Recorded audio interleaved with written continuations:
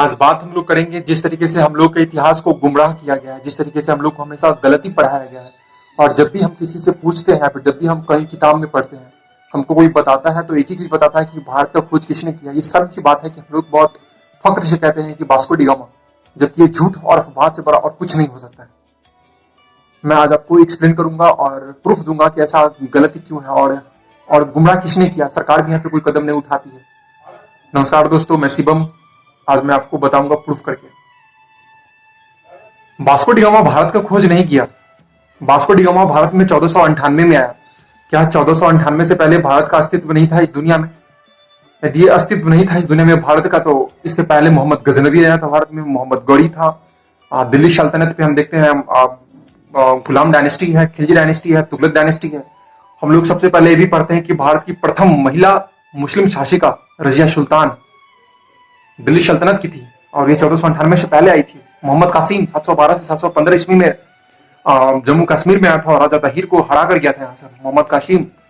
और उससे भी पहले हम लोग बात करते हैं, जब हम लोग हड़प्पन सिविलाइजेशन की बात करते हैं, तो हड़प्पन सिविलाइजेशन में भी हम क्या देखते हैं, हमारा जो ट्रेड है वो ट्रेड भारत का ट्रेड अफगानिस्तान से है, भारत का ट्रेड ईरान से है, फिर भारत का ट्रेड मिडिल ईस्ट कंट्री से है। तो क्या उस टाइम भारत का अस्तित्व नहीं था? हड़प्पन सिविलाइजेशन आज से बहुत साल पहले की बात है। या क्रिश्चियन भी पहले की बात करते हैं तो प्रथम क्रिश्चियनिटी फॉलो करने वाला नाम था उनका सेंट थॉमस।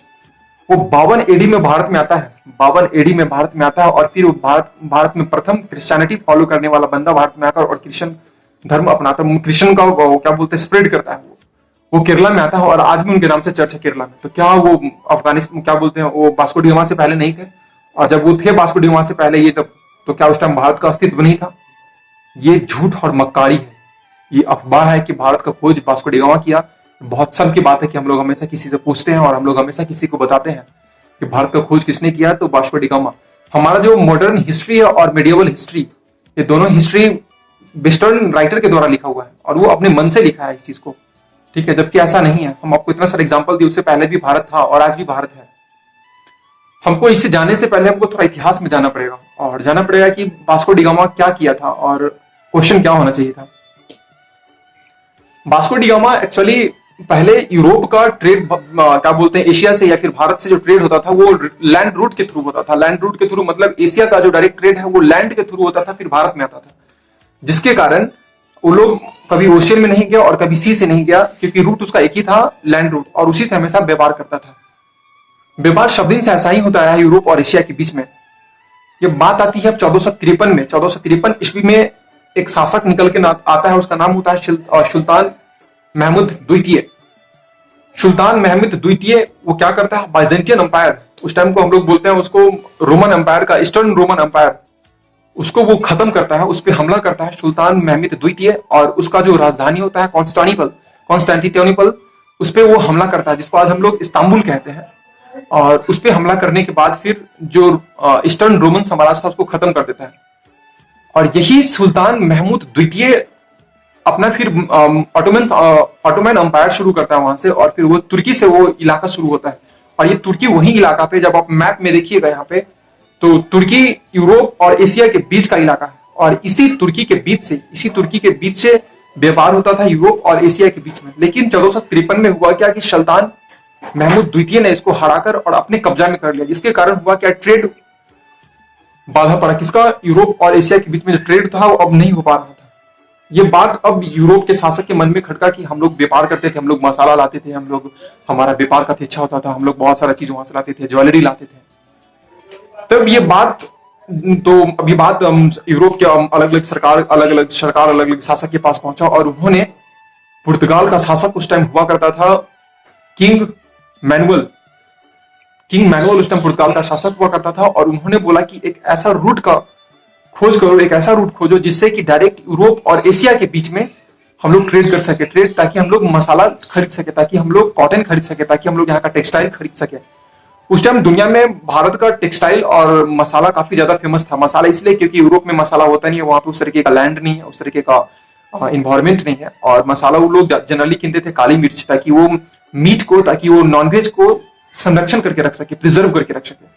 और इसीलिए 1453 में जैसे ही हमला करता, उसके बाद पुर्तगाल का शासक उस टाइम हुआ करता था किंग मैनुअल, वो एक ऑर्डर पारित करता है और उस टाइम प्रथम वॉयस लेकर निकलता है वास्को डी गामा, और वो यूरोप से लैंड के थ्रू न होकर सी के थ्रू आता है और फिर साउथ अफ्रीका कंटिनेंट का जो साउथ वाला साउथ अफ्रीका कंट्री है उसके नीचे केप ऑफ गुड होप होते हुए, जब आप मैप को यहाँ पे देखिएगा, जब मैप को देखिएगा तो वो यूरोप से होता हुआ फिर साउथ अफ्रीका कंटिनेंट का अफ्रीका कंटिनेंट का साउथ अफ्रीका के केप ऑफ गुड होप से निकलता हुआ और फिर वहां से होते हुए वो बंगाल भारत में पहुंचता है। और फिर हम लोग ये पढ़ते हैं कि यूरोप का जो वास्को डी गामा था वो सी रूट का खोज किया था, न कि भारत का खोज किया था। तो वास्को डी गामा भारत आने के लिए सी रूट का खोज किया था।